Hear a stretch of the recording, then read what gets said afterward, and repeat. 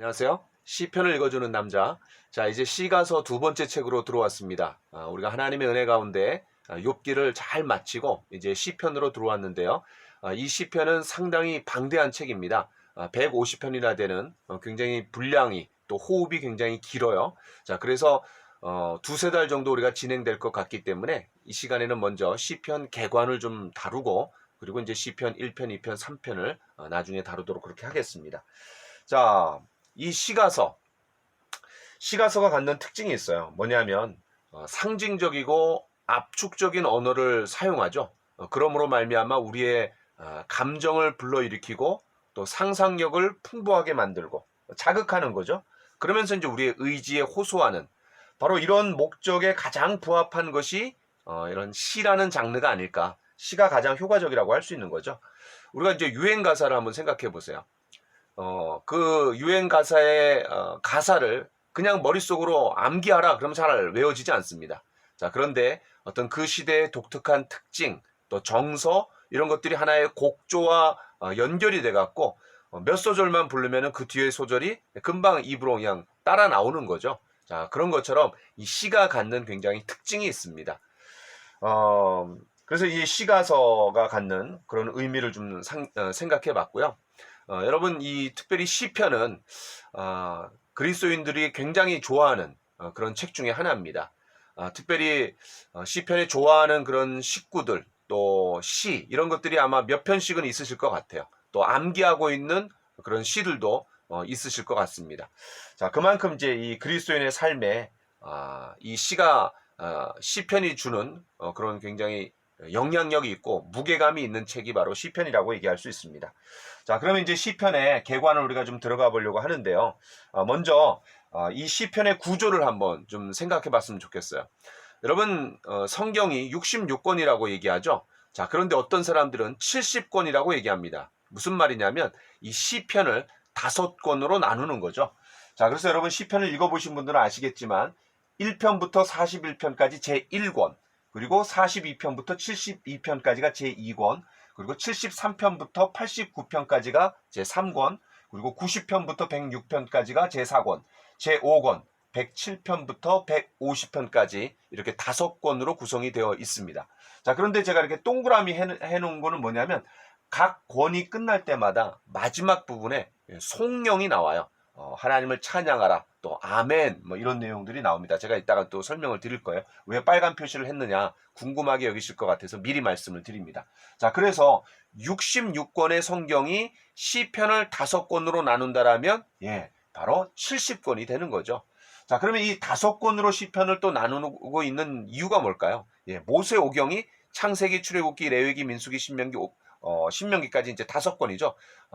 그것처럼 이 시편이 하나의 어떤 기도 또 찬양 그런 거를 뛰어넘어서 하나의 어떤 율법처럼 모세오경처럼 읽어야 되는 그런 책이다. 그만큼 어떤 가치가 있고 중요한 책이다라는 것을 또 얘기해 주는 게 이렇게 5권으로 구성되어 있다라고 할 수 있습니다. 그러니까 시편을 율법서로 간주하고 읽어라 이제 그런 거죠.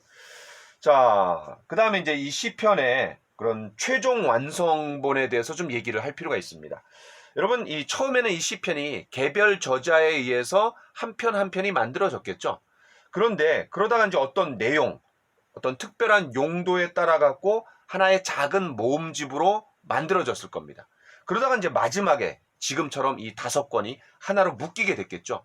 그러니까 이 시편이 상당히 시간이 오랫동안 소요되었다라는 것을 알 수 있습니다. 누군가에 의해서 한 번에 작업한 책이 아니라 오랜 세월을 거쳐갖고 여러 저자에 의해서 만들어진 책이 바로 시편이다라고 얘기할 수 있는 거죠. 가령 예를 들자면 여러분 시편 90편 잘 아실 겁니다. 제가 한번 볼게요. 시편 90편에 보면은 모세의 기도 이렇게 나와 있습니다. 그래서 우리가 이제 시편 90편에서 이런 말씀 있잖아요. 우리에게 우리 날 계수함을 가르치사 지혜로운 마음을 얻게 하소서. 뭐 이런 것들. 또 천년이 하루가 주의 목전에는 천년이 지나간 어제 같으며 밤의 한순간 같을 뿐임이니이다. 뭐 이런 내용들이 이제 이 시편 90편에 담겨져 있습니다. 어쨌든 모세가 쓴 거라는 거죠. 그 다음에 이제 다윗이 목동으로 활동하던 시절이나 또 기름 부음을 받았던 시기에 쓴 그런 시들이 많이 있습니다. 특별히 이제 다윗과 연관된 게 이제 시편인 거죠. 대표적인 게 시편 23편, 여호와는 나의 목자시니, 뭐 이런 내용들은 또 다윗의 어떤 목동시기, 또 시편 51편은 밧세바를 범한 이후에 회개의 어떤 기도, 이런 내용들이 이제 다윗과 연관됩니다. 그 다음에 이제 시편 74편과 79편에 보면은 그런 예루살렘 성전이 무너지는 장면들이 좀 나와요. 자, 제가 한번 찾아보겠습니다. 여러분, 제가 이렇게 말씀드릴 때 같이 성경을 펴서 함께 읽어가면서 찾아보면서 그렇게 여러분 보시면 좋을 것 같아요. 자, 시편 74편에 보면은 제가 한번 보겠습니다. 하나님이여, 주께서 어찌하여 우리를 영원히 버리시나이까? 어찌하여 주께서 기르시는 양을 향하여 진노의 연기를 뿜으시나이까? 또 3절에 영구히 파멸된 곳을 향하여 주의 발을 옮겨 놓으소서. 원수가 성소에서 모든 악을 행하였나이다. 그러니까 이런 걸 보면은 어떤 그 예루살렘 성전이 무너지는 그런 장면들을 좀 볼 수 있는 거죠. 자, 그 다음에 79편을 한번 볼까요? 자, 79편 1절 하나님이여, 이방 나라들이 주의 기업의 땅에 들어와서 주의 성전을 더럽히고 예루살렘이 돌 무더기가 되게 하였나이다. 예, 이런 내용들은 이제 예루살렘 성전이 무너지는 어떤 바벨론에 의해서 망하고 이제 포로로 잡혀가는 그런 내용들을 우리가 좀 살펴볼 수 있고요. 그 다음 이제 시편 137편 아주 유명하죠.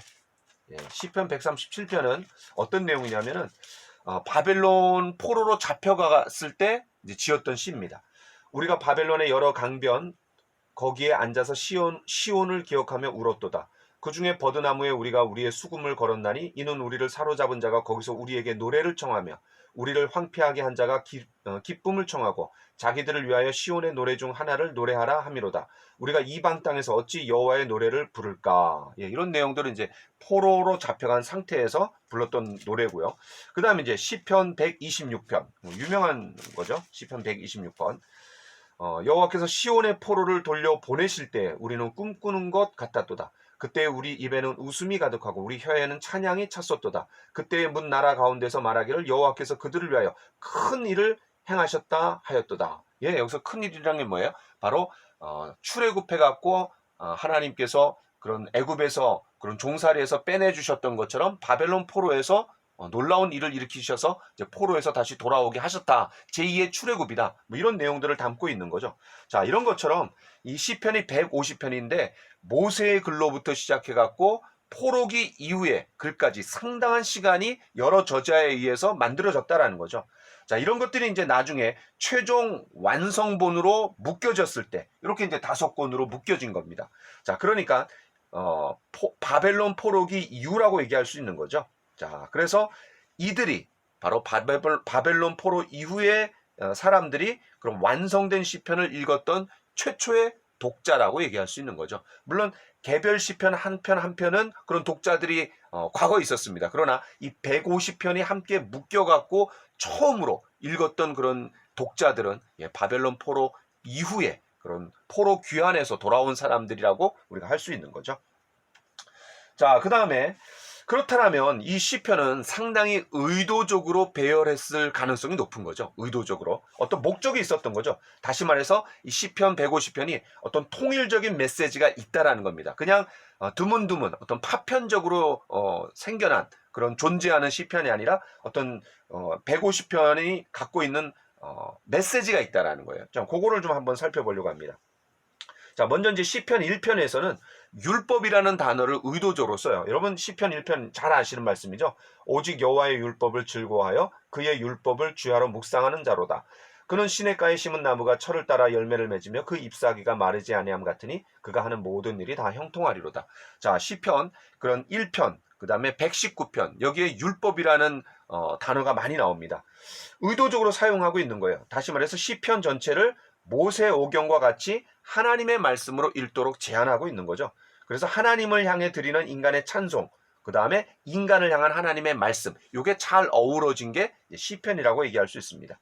이 시편은 이 각 권이 찬양으로 끝납니다. 그래서 아까 말씀드렸던 것처럼 41편, 72편, 89편, 106편, 150편에 이제 한 권이 끝날 때마다 찬양 또 아멘으로 끝나게 되는 거예요. 자, 그래서 아무렇게나 이런 배열되지 않았다라는 것을 증명하는 하나의 어떤 단서가 되는 거죠. 자, 그러면 이제 한번 좀 더 구체적으로 한번 살펴보도록 하겠습니다. 자, 1권부터 3권까지는요. 그러니까 1편부터 89편까지인데 이 다윗의 왕권이 출발해서, 그리고 이제 2편에 특별히 그게 나옵니다. 바벨론에 의해서 무너지는 역사적인 사건까지를 주요 배경으로 다루고 있습니다. 자, 1권과 2권, 요 1권과 2권은 다윗과 솔로몬에 대한 이야기라면, 이제 3권은 분열 왕국, 예, 바로 그 솔로몬 이후에 이제 남북으로 이제 분열이 되죠. 그리고 이제 포로 시대를 이제 아우르는 겁니다. 자, 특별히 시편 89편을 제가 한번 읽어볼게요. 자, 시편 89편. 그러니까 3권의 이제 끄트머리죠. 89편 38절부터 39절을 읽어보겠습니다. 그러나 주께서 주의 기름 부음 받은 자에게 노하사 물리치셔서 버리셨으며 주의 종의 언약을 미워하사 그의 관을 땅에 던져 욕되게 하셨으며. 그러니까 사무엘하 7장에 우리가 이제 이미 읽었죠. 사무엘하 7장에 그런 다윗의 왕위를 영원토록 보존해 주겠다. 하나님께서 그렇게 말씀해 주셨어요. 자, 그런데 이 바벨론 포로로 잡혀가면서 남쪽 유다 나라가 이제 망했잖아요. 그런 상황들을 여기서 이제 얘기해 주고 있는 거죠. 자, 그래서 이 1권부터 3권까지는 어떤 연대순으로 배열했다라고 쳤을 때 다윗부터 솔로몬, 그리고 이제 바벨론에 의해서 무너지는 그런 역사적인 사건을 아우르고 있다라고 우리가 이제 생각할 수 있는 거죠. 그렇다면 4권과 5권은 어떤 내용이겠어요? 예, 포로로 잡혀가고 그 이후의 시대를 또 아우른다라고 얘기할 수 있겠죠. 자, 4권 90편부터 106편까지인데요. 이 출애굽 시에 이런 모세의 인도를 받아서 광야 생활을 한 이스라엘의 모습을 언급하는데, 우리가 아까 시편 90편에서 제 4권의 첫 번째 시가 뭐예요? 모세의 시였죠. 그러니까 바벨론 포로로 잡혀가는 거를 출애굽 했을 때 상황하고 연결시키기 위해서 의도적으로 이 모세의 시를 90편 제 4권의 첫 번째 시로 이제 거기다가 딱 박아놓은 거죠. 자, 그래서 이 바벨론의 포로 생활을 출애굽의 광야 생활에 대입하면서 그런 포로기의 사람들을 위로하는 방식으로 내용이 전개가 됩니다. 특히 이제 105편에 보면 그런 내용들이 잘 나와요. 그리고 이제 106편은 바벨론의 포로로 끌려간 사람들을 다시 시온으로 돌려보내달라는 간구로 이제 종결이 되는 거죠. 제가 한번 읽어보겠습니다. 시편 106편 47절. 여호와 우리 하나님이여 우리를 구원하사 여러 나라로부터 모으시고 우리가 주의 거룩하신 이름을 감사하며 주의 영예를 찬양하게 하소서. 이렇게 하면서 이제 제 4권이 마무리가 되고 있는 거죠. 자, 그 다음에 이제 제 5권 107편부터 150편인데 그 바벨론에서 포로 생활을 마치고 돌아온 포로 후기의 상황들을 이제 배경으로 하고 있습니다. 그래서 107편 아까 제가 이제 말씀드렸는데 이 107편은 포로 생활에서 돌아오게 하신 하나님을 찬양하는 거죠. 제가 한번 읽어보겠습니다. 107편. 여호와께 감사하라. 그는 선하시며 그 인자하심이 영원함이로다. 여호와의 속량을 받은 자들은 이같이 말할지어다. 여호와께서 대적의 손에서 그들을 속량하사 동서남북 각 지방에서부터 모으셨도다. 이런 내용들이 이제 나오고 있는 거예요. 자, 그 다음에 이제 5권의 제일 끝부분은 뭐예요? 이 포로 후기 공동체의 정서를 반영하면서 속히 하나님의 나라가 임하게 해달라고 이제 간구하는 그런 내용들이 나옵니다. 자, 제가 한번 읽어보겠습니다. 144편 5절입니다. 144편 5절. 자, 144편 5절. 예. 여호와여 주의 하늘을 들이우고 강림하시며 산들을 접촉하사 연기를 내게 하소서. 예, 이러면서 이제 하나님의 나라를 이제 속히 오기를 그런 기대하는 마음들이 나오는 거죠. 자, 그러면서 146편부터 150편까지 저 유명한 할렐루야 찬양이죠. 할렐루야로 시작해갖고 할렐루야로 끝납니다. 그러니까 이 시편의 이름이 뭐냐면, 자, 여기 찬양들이라는 이름이에요. 여러분, 시편하면 우리가 기도서 이렇게 이제 생각하기가 쉬운데 또 시편의 가장 많은 부분을 차지하고 있는 게 뭐냐면 탄식시입니다. 애가죠, 애가. 그런데 이 시편이 제 맨 마지막에 뭘로 이제 끝나고 있냐면은 찬양으로 끝나고 있습니다.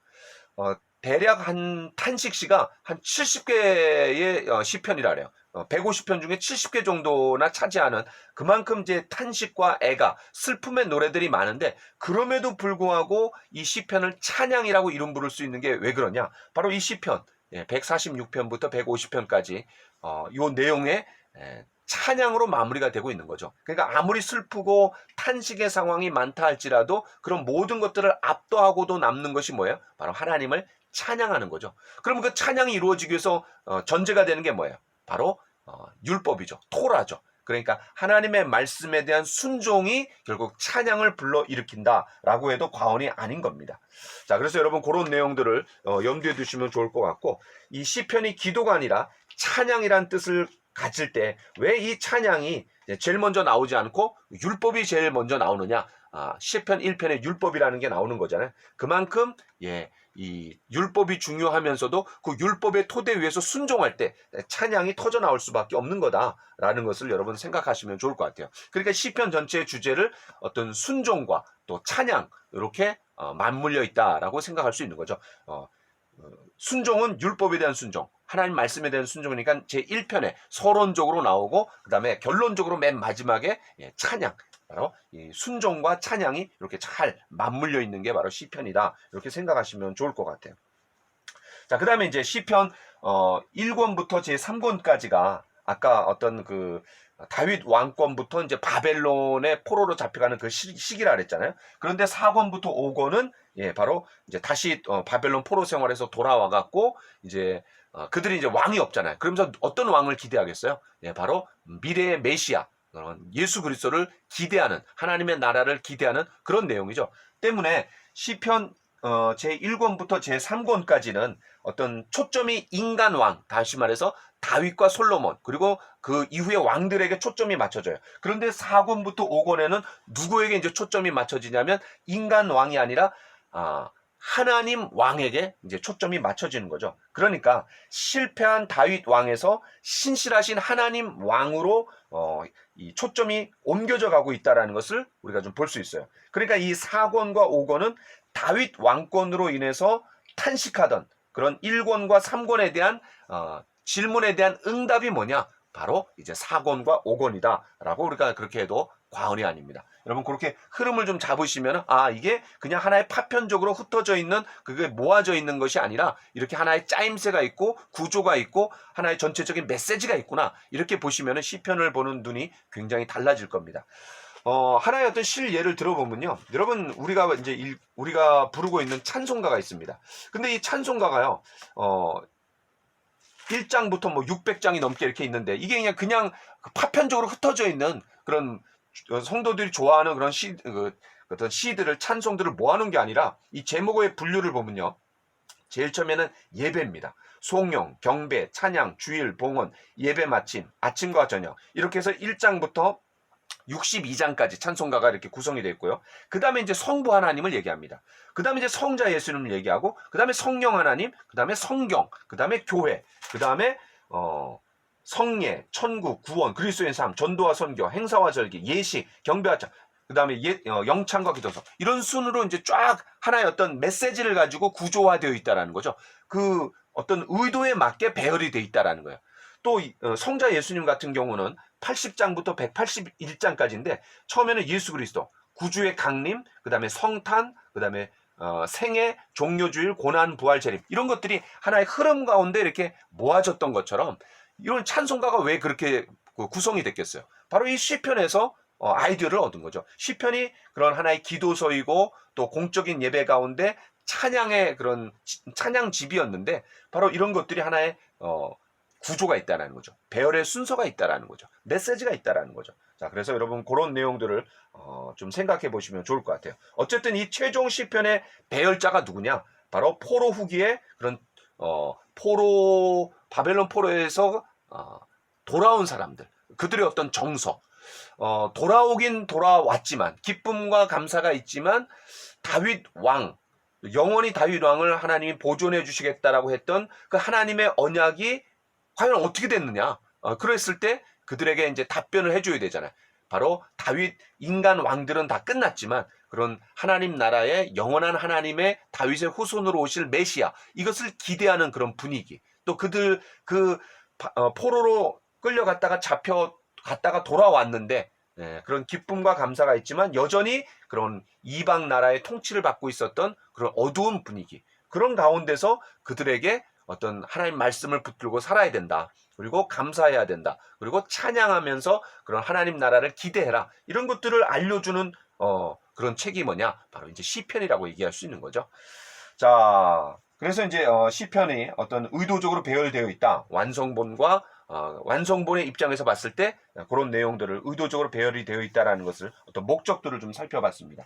자, 그다음에 이제 이 시편의 그런 장르들을 좀 살펴보려고 해요. 여러분, 이 시편의 장르는 어떤 저자가 이 독자로 하여금 자신의 메시지를 잘 이해할 수 있도록 그런 받아들일 수 있도록 돕는 하나의 신호죠. 예를 들면 이제 우리가 이런 거죠. 옛날에 할머니 할아버지가 옛날 옛적에 호랭이 담배 피던 시절에 뭐 이렇게 얘기하면은 이게 이제 하나의 팩트가 아니라 픽션이구나. 하나의 어떤 동화를 말씀하시는 거구나. 이렇게 얘기할 수 있는 것처럼 이 시편에 다양한 장르가 들어가 있다는 거죠. 그게 바로 독자로 하여금 시편을 잘 이해할 수 있도록 하나의 신호를 이제 던져주는 거라고 얘기할 수 있습니다.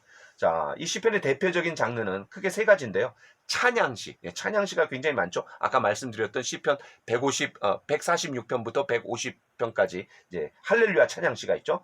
또 그 외에도 이제 찬양시가 많이 있습니다. 그러니까 하나님의 선하심과 신실하심에 대한 믿음을 가지고 그런 하나님의 통치로 인해서 의인이 승리할 것을 이제 찬양하는 거죠. 이 찬양시는 크게 두 가지 유형이 있습니다. 하나님의 성품을 찬양하는 거가 있고, 그다음 하나님이 이루신 일들을 찬양하는 거죠. 그 다음에 이제 두 번째는 찬양시에 이어서 이제 탄식시라고 얘기할 수 있습니다. 애가라고 얘기할 수 있는 거죠. 거의 절반을 차지합니다. 아까 말씀드렸던 것처럼 150편 중에 약 70편이 탄식시라고 얘기할 수 있습니다. 어떤 시편의 최종 배열 당시에 탄식의 상황을 반영하고 있는 거죠. 아까 말씀드렸죠. 예, 고토로 돌아오긴 돌아왔지만 여전히 이방의 통치 가운데 있고, 또 다윗 왕의 왕위를 이어갈 왕이 사라진 상태. 그러면서 어떤 탄식의 상황, 포로기와 포로 후기에 걸쳐서 이제 완성되었다라는 것을 우리가 좀 알 수 있는 대목이죠. 자, 처음에는 슬픔과 두려움, 수치를 표출하다가 이제 끝에 가서 하나님을 향한 어떤 신뢰의 표현으로 끝나거나 또는 확신과 기쁨의 찬양으로 마무리되고 있는 것이 이제 탄식시의 특징입니다. 자, 세 번째가 이제 뭐냐면은 감사시죠. 감사시는 설명할 필요가 없는 것 같아요. 하나님께 대한 감사가 있는 거죠. 그 외에 이제 신뢰, 또 역사 회상, 또 지혜, 제왕, 또 왕의 등극, 또 시온시, 또 율법시, 이런 내용들이 이제 계속해서 장르로 이어질 수 있는데, 가장 대표적인 것은 이 세 가지: 찬양시, 탄식시, 감사시. 이렇게 여러분 정리하시면 좋을 것 같습니다. 자, 그다음에 이제 시편이 가지고 있는 몇 가지 또 특징이 있어요. 자, 아까 말씀드렸던 것처럼 요 끝에 송영이 있다라는 거죠. 자, 그럼 한번 구체적으로 한번 보죠. 41편을 한번 보겠습니다. 41편 13절. 이스라엘의 하나님 여호와를 영원부터 영원까지 송축할지로다. 아멘 아멘. 이렇게 끝나요. 자, 그런데 72편에 어떻게 끝나고 있는지 한번 보겠습니다. 72편에. 자, 72편 19절. 그 영화로운 이름을 영원히 찬송할지어다. 온 땅에 그의 영광이 충만할지어다. 아멘 아멘. 이렇게 이제 끝나요. 그 다음에 89편을 보겠습니다. 89편 52절. 여호와를 영원히 찬송할지어다. 아멘 아멘. 이렇게 끝나요. 그 다음에 106편 106편을 한번 보겠습니다. 자, 106편 제일 끝에 여호와 이스라엘의 하나님을 영원부터 영원까지 찬양할지어다. 모든 백성들아 아멘 할지어다. 할렐루야. 이렇게 끝나요. 그 다음에 150편 한번 보겠습니다. 자, 150편 호흡이 있는 자마다 여호와를 찬양할지어다. 할렐루야. 그러니까 각 권이 끝날 때마다 송영이 있었다라는 거죠. 그러니까 이 시편이 모아질 때 각 권을 구분짓는 하나의 표시로서 이렇게 송영이 있었다라고 얘기할 수 있습니다. 자, 그 다음에 이제 두 번째 특징은 시편이 서론이 있고 이제 결론 부분이 있어요. 아까 말씀드렸던 것처럼 이 서론은 1편과 2편이라고 얘기할 수 있습니다. 결론은 146편부터 150편까지라고 얘기할 수 있어요. 자, 그런데 이 1편과 2편은 시편 전체의 핵심 주제를 소개하고 선언하는 겁니다. 그러니까 이 시편이라는 집으로 들어가는 집의 입구라고 얘기할 수 있어요. 하나의 현관문이라고 얘기할 수 있는 거죠. 근데 이 시편 1편과 2편이 왜 그러면 서론에 해당되는 거냐? 몇 가지 이제 단서가 있는 어떤 증거들이 있는데, 첫 번째는 뭐냐면 표제어가 없습니다. 무슨 말이냐면 여러분 시편 3편을 보세요. 다윗이 그의 아들 압살롬을 피할 때에 지은 시. 4편은 다윗의 시, 인도자를 따라 현악에 맞춘 노래. 이러면서 이렇게 제목이 있습니다. 그런데 시편 1편과 2편은 제목이 없어요. 그러니까 이 최종 편집을 하는 과정에서 찬송가로 만드는 과정에서 마지막에 이 시편 전체를 1편과 2편을 서론으로 삼아갖고 시편을 어떻게 읽어야 되느냐, 어떤 관점으로 읽어야 되느냐라는 것을 소개하고 있는 게 바로 시편 1편, 2편이라고 얘기할 수 있는 거죠. 자, 그래서 이제 시편 1편, 2편에 보면은 복 있는 사람은 이렇게 시작하죠. 근데 2편의 끝이 뭐예요? 다 복이 있도다. 예, 복이 있는 사람, 또 복이 있도다. 이렇게 해서 하나의 어떤 괄호처럼 묶여져 있는 거죠. 자, 그 다음에 이제 시편 1편 1절에 주인들의 길에 서지 아니하며, 그러니까 길이라는 단어가 나왔어요. 이제 히브리어로는 이제 데레크예요, 데레크. 그런데 2편 12절에서도 이제 너희가 길에서 망하리니, 길이라는 말이 나옵니다. 자, 그래서 그렇게 묶여 있는 거예요. 그 다음에 이제 이 시편 1편, 2편이 왜 그러면은 그 율법을 강조하고 있느냐? 그들이 왜 바벨론 포로로 잡혀갔습니까? 나라를 잃고 바벨론 포로로 잡혀간 이유가 뭐예요? 바로 하나님의 말씀에 불순종했기 때문이죠. 그래서 이 포로 귀환 공동체가 이제 에스라를 중심으로, 우리가 이제 에스라서 다 읽었잖아요. 그 에스라 느헤미야에서 에스라를 중심으로 하나님의 율법을 강조하고 또 가르치고, 그러면서 회개가 터지고 수문학 광장에서 부흥이 일어나고 이런 내용들이 나오잖아요. 바로 그런 귀환 공동체가 이제 에스라를 중심으로 모세의 율법을 강조하는 거죠. 그런 율법을 강조하는 분위기 가운데 이런 분위기 속에서 시편 1편, 2편이 전체 시편의 어떤 서론적인 어떤 방향을 설정하는 그런 의미로서 앞에 배치가 됐다, 이렇게 생각하시면 좋을 것 같아요. 또 하나, 그들이 포로에서 돌아와 갖고 무슨 문제가 생겼어요? 아까 말씀드렸던 것처럼 사무엘하 7장에서 그런 다윗 언약을 통해 갖고 하나님이 다윗의 영원한 집을 만들어 주겠다, 다윗의 어떤 왕조를 세워 주겠다라고 하나님께서 약속해 주셨는데 그들의 나라가 망했잖아요. 이제 더 이상 왕이 없잖아요. 그럴 때 그들에게 하나의 어떤 질문에 대한 답을 해소해 줄 필요가 있었어요. 그러면서 제2편에 어떤 내용이 나옵니까? 어찌하여 이방 나라들이 분노하며 민족들이 헛된 일을 꾸미는가? 세상의 군왕들이 나서며 관원들이 서로 꾀하여 여호와와 그의 기름 부은 자를 대적하며, 그러면서 어떤 기름 부음 받은 왕, 또 이것이 이제 하나의 아직 왕이 없기 때문에, 그죠? 현재는 왕이 없기 때문에 이 기름 부은 왕을 누구로 기대하겠어요? 당연히 메시아, 하나님 나라의 어떤 메시아, 예수 그리스도로 우리 생각할 수 있는 거죠. 때문에 여러분 그 사도행전 13장에 보면요, 제가 한번 읽어보겠습니다. 사도행전 13장에 놀라운 구절이 있어요. 사도행전 13장 13장이 아니라 4장입니다. 4장. 사도들이 노임에 그 동료에게 가서 제사장들과 장로들의 말을 다 알리니 그들이 듣고 한 마음으로 하나님께 소리를 높여 이르되, 대주제여, 천지와 바다와 그 가운데 만물을 지은 이시여, 또 주의 종 우리 조상 다윗의 입을 통하여 성령으로 말씀하시기를, 어찌하여 열방이 분노하며 족속들이 허사를 경영하였는고, 세상의 군왕들이 나서며 관리들이 함께 모여 주와 그의 그리스도를 대적하도다 하시는 이로소이다. 과연 헤롯과 본디오 빌라도는 이방인과 이스라엘 백성과 합세하여 하나님께서 기름 부으신 거룩한 종 누구를 거슬러요? 예수를 거슬러. 그러니까 이 사도들이 시편 2편을 인용하면서 그것을 예수님에게 연결시키는 거죠. 다시 말해서 시편 2편 2절에 세상의 군왕들이 나서며 관원들이 서로 꾀하여 여호와와 그의 기름 부음 받은 자를 대적하며, 여기서 기름 부음 받은 자를 누구로 생각하는 거예요? 바로 예수 그리스도로 생각을 하는 거죠. 자, 그래서 우리를 다스릴 진정한 왕이 누구냐? 그런 포로로 귀환했던 사람들이 지금 현재 왕이 없는데 우리를 다스릴 그런 진정한 왕이 누구냐? 바로 하나님의 기름 부은 왕을 통해 갖고 통치하시는데 그분이 누구냐? 바로 예수 그리스도다라고 이제 얘기하면서 이 시편 1편과 2편을 율법과 그다음에 기름 부음 받은 왕에 대해서 이렇게 이제 설정하고 있는 게 이런 특징을 갖고 있는 겁니다. 자, 그 다음에 이제 결론. 결론은 말씀드렸던 것처럼 시편 146편부터 이제 150편. 역시 여기에 표제어가 붙어 있지 않습니다. 그러니까 할렐루야로 시작해서 할렐루야로 끝나는데 바로 그런 결론 부분이 그런 어떤 피날레를 장식하면서 이제 찬양으로 마무리가 되고 있다, 이렇게 생각하시면 좋을 것 같아요.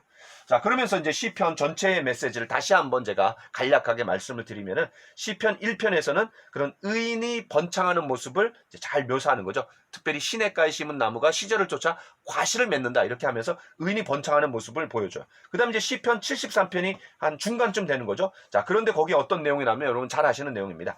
악인은 잘 되고 의인은 고난받는 현실을 이야기하면서 이제 굉장히 탄식을 하는 거죠. 그런데 이제 성전에 들어가고 기도하면서 다시 그게 회복되는 내용들이 나옵니다.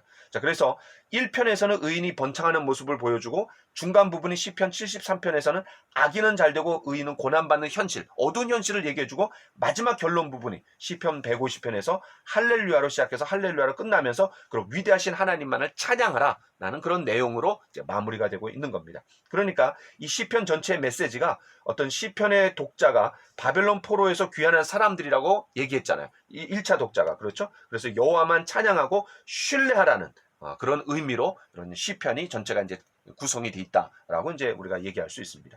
자, 요거는 이제 요것도 이제 시편을 잘 이해할 수 있는 하나의 도구인데요. 제 1권부터 제 5권까지 탄식시가 무려 한 70개 정도에 해당된다 그랬죠. 150개의 시편 중에. 자, 그런데 탄식이 제1권에서는 59%고 찬양이 20%밖에 되지 않습니다. 자, 그런데 제2권에서는 65%가 탄식이고 이제 35%, 그 다음에 47%, 35%, 24%, 29%, 23%, 52%. 여러분 뭐를 우리가 알 수 있어요?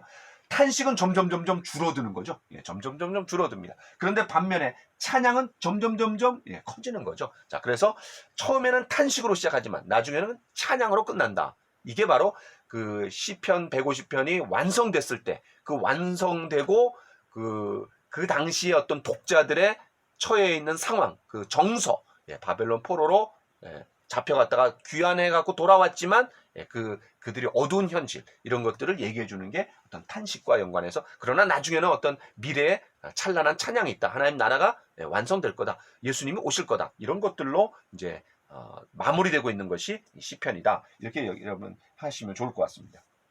자, 마지막으로 시편을 예수님에 대한 읽기로 간주하고 읽으라는 말입니다. 무슨 말이냐면 예수님 중심으로 읽으라는 말이에요. 자, 여러분 누가복음 24장 44절에 이런 말씀이 있습니다.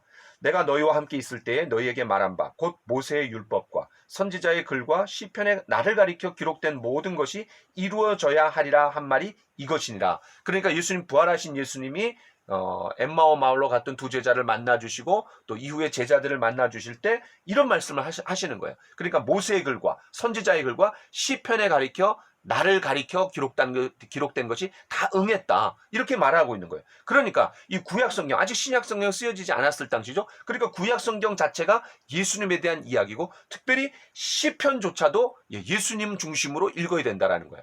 우리가 욥기를 읽으면서 놀라웠던 게 뭐예요? 이 욥기가 결국 예수님을 더 부각시키고 또 고난받는 억울한 고난, 아무 이유 없이 죄가 없음에도 불구하고 고난받는 그런 욥을 보면서 예수님을 생각했던 것처럼 마찬가지로 이 시편을 한 편 한 편 읽으면서 예수님을 떠올려야 된다라는 거예요.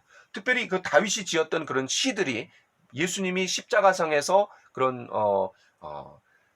십자가상에서 하셨던 그런 7마디의 말씀들 중에 많은 부분이 그런 다윗의 시편하고 또 연관돼 있잖아요. 자, 그래서 여러분 이 시편을 읽을 때 예수 그리스도를 통해서 발견하고 또 예수 그리스도 중심적으로 우리가 시편을 읽어 나가야 된다. 그런 초점을 놓치지 않으면 시편을 읽을 때 상당히 도움이 될 것 같습니다. 자, 여기까지 하면서 시편 개론을 좀 마치도록 하겠습니다. 감사합니다.